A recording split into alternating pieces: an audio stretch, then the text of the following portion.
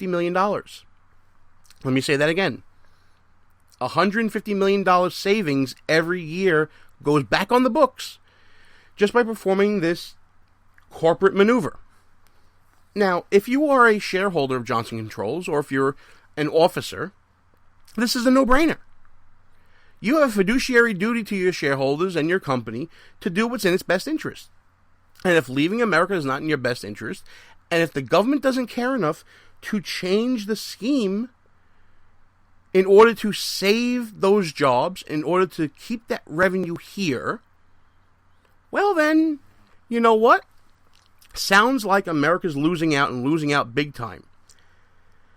We've seen this before, though. Ireland, also the location where Pfizer is relocating from here in the People's Republic of New York. They're going to Ireland. Medtronic, another high-tech medical company, multinational company, going to Ireland. Coca-Cola's largest bottler, going to Great Britain. And all for the same reason. Even though they don't say so, they're not going to publicly say this. They're going to deny to the hilt that this is the reason why. But the tax code here in America is less advantageous than it is overseas. Again, it's a no-brainer, folks. I can't blame self-interested people operating in their self-interest. What I can blame is government failing to recognize this and adjusting and making changes accordingly. And the changes I'm talking about are fundamental changes to the tax code. Look, everyone wants to talk about changing the tax code to unburden Americans who are paying it right now. It's too confusing, it's too voluminous, all these things. But if we really want to talk about comprehensive tax reform, and again, I don't want your eyes rolling over on this with me, folks. This is kind of important stuff. We talked about the grassroots, bottom up, now we're talking top down. You got to be able to get the money back in America. The tax base is eroding. It's eroding quickly. Lots more companies are going to be doing this, and many have done it already, and it's already started to erode our tax base, which means when you start eroding the tax base, you have less money coming in. We have less money coming in, guess what they're going to do? Start squeezing you more, either by giving you less services or more taxes. It's a big thing, people. We really need to focus in on this. I know we focus on the grassroots going up, but we got to look at the top down as well, and we got to meet in the middle somewhere. One thing that can be done right away is lowering the tax rate for all the earnings done overseas coming back into America. Look, the way other systems work is they have a territorial-based tax system in Ireland and other places where the money you earn, based on where it is earned, is the rate at which it is taxed. But in America, we have these high rates for what's called repatriating income. So not only do you get taxed on the income that you earn that's on your books, when you bring it back into the country, it's get taxed again. And we're not talking about chump change here, folks. We're talking about at least $2.6 million. Oh, excuse me, million. 2.6 billion. Oh, wait, not billion. 2.6 trillion. $2.6 trillion we're talking about that is being kept out of America because of the tax rate that America has in its disadvantageous and frankly broken system. I gotta tell you, folks, all you need to do is lower that rate enough, and you get an influx of income back into this nation, a reinvestment back into this nation, the likes of which you won't ever see again. $2.6 trillion. I can't even conceive of that amount of money, folks. It's that big. But, okay, enough about the numbers. I feel your eyes glazing over right now as we speak. I feel it happening. So what does all this mean for the 2016 election cycle? Well, I would say to you, others would disagree, but I would say to you that the 2016 election cycle thus far has been a reflection of this anger. You know, for every action, there's an equal and opposite reaction. That's what we're taught in science, right?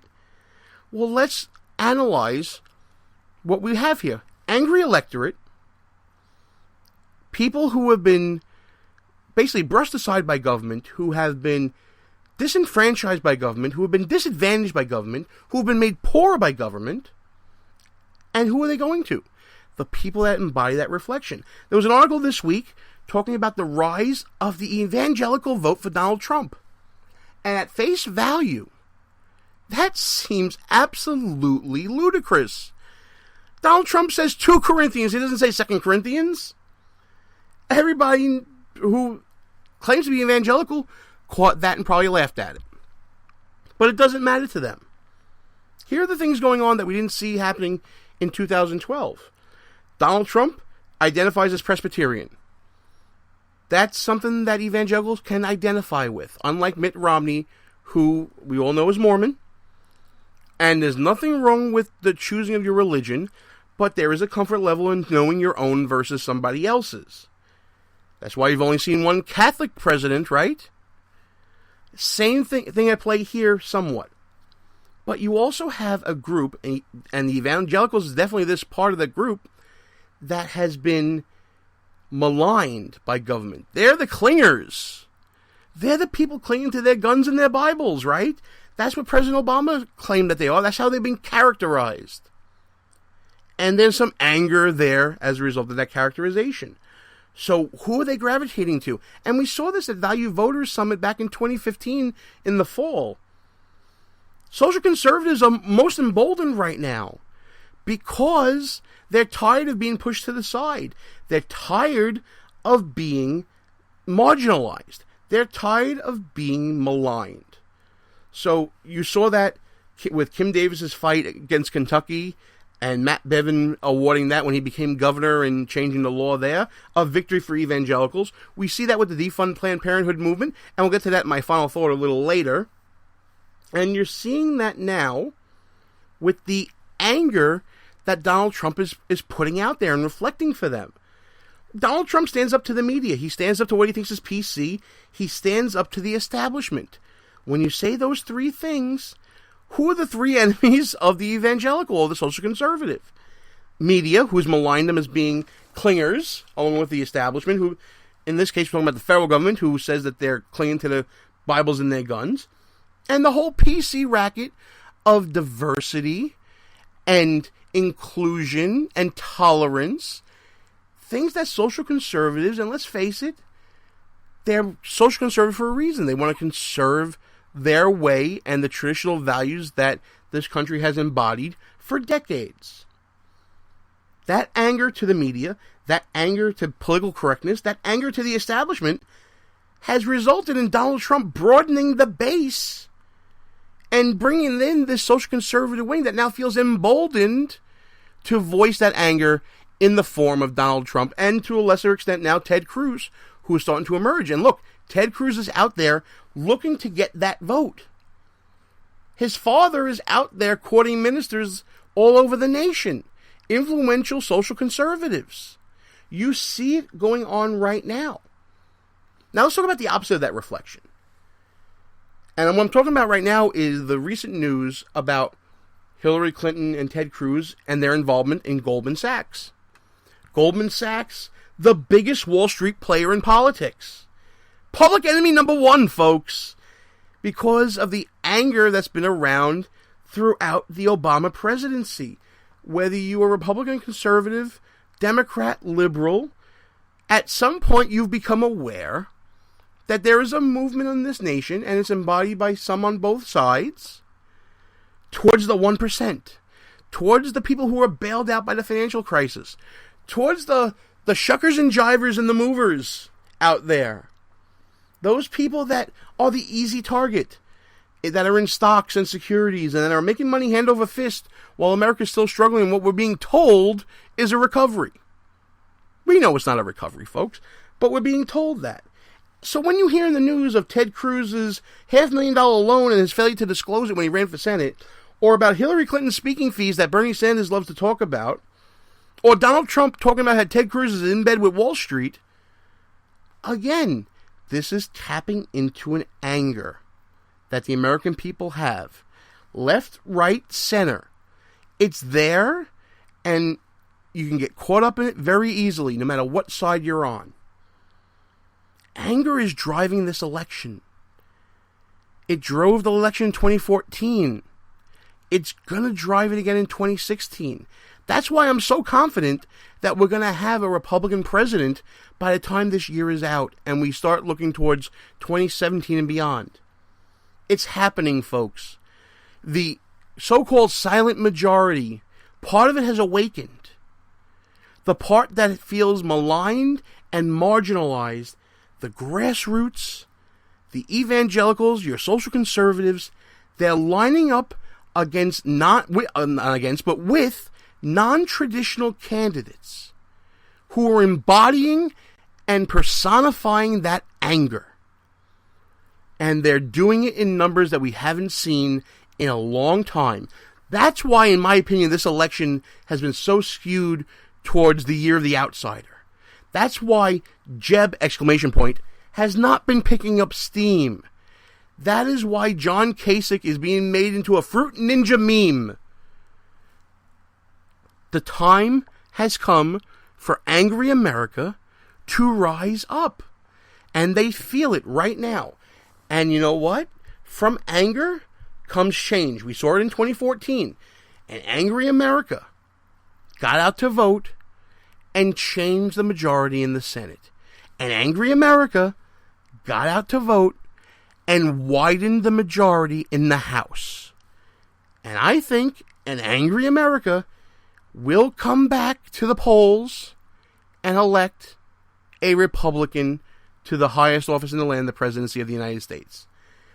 Folks, we're just about at halftime here on the show. Thanks for listening to Behind Enemy Lines. I'm Gene. Russ is working this week. And while I got you listening, come check us out at www.behindenemylinesradio.us.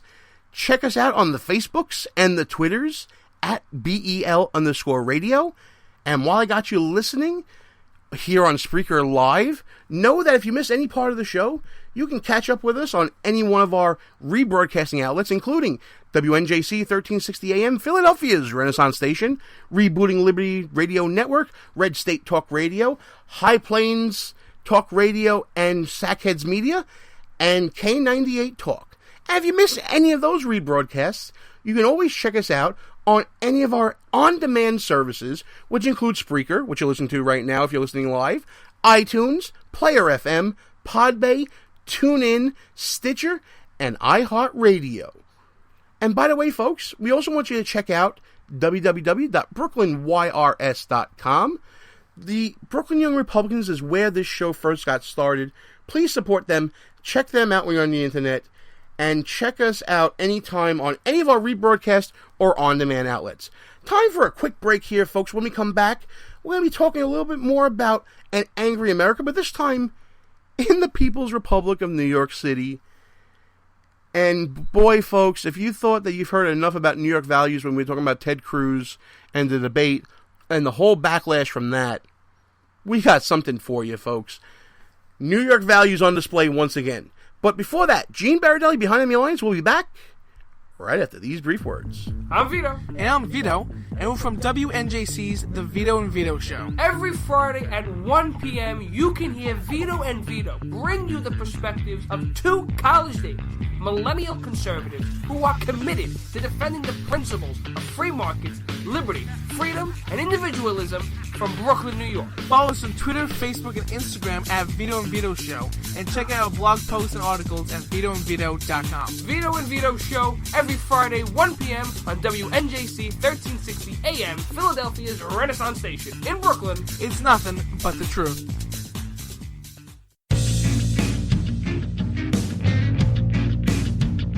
There's a movement in healthcare today. It's a movement of people that's ready to stand up and take charge of their healthcare. It's people like you and me who are tired of paying too much for healthcare and getting too little. People who are standing up for their values and letting their conscience make decisions based on timeless principles. It's a movement that's sweeping the nation, and you need to be a part of it. Liberty HealthShare is leading the movement of people who are looking for an alternative to traditional health insurance. Liberty HealthShare is a healthcare sharing organization of people who are sharing the cost of healthcare in an easy and efficient way. Choose your own doctor, your own hospital, and live out your values in healthcare. Join the movement. Together, we're changing healthcare for good. Go to www.joinlhs.com or call